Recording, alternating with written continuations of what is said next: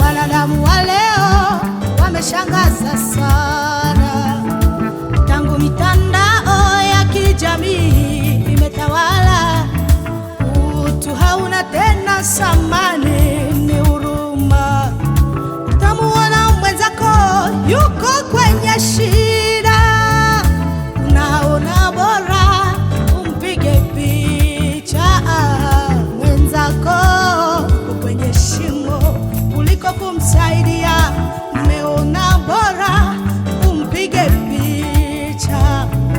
Kinachoshangaza, anapofariki naja kusema alikuwa mtu wa maana, ijapokuwa kwenye shida hukumsaidia. Wanadamu, upendo umetoweka.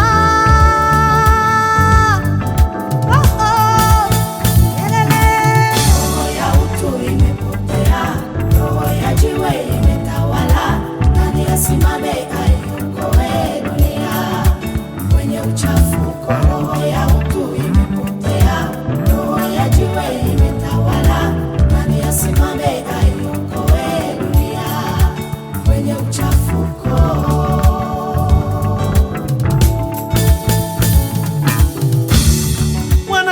Mwanadamu, kwa nini shetani amekutawala? Roho ya utu haiko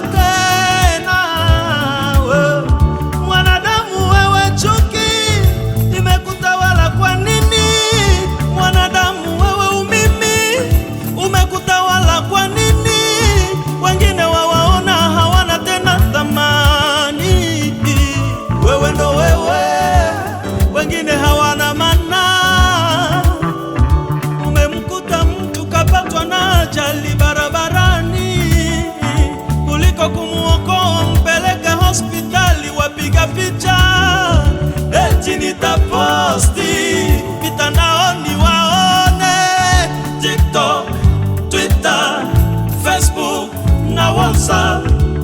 Kuonyesha upendo leo yawezekana ni kuposti, kuonyesha upendo leo yawezekana ni video mitandaoni. Kuna amri moja Bwana alituachia Wakristo, tupendane, ndipo tutamwona yeye. Tukisema utoe sadaka wasema saidia wajane, saidia wasiojiweza.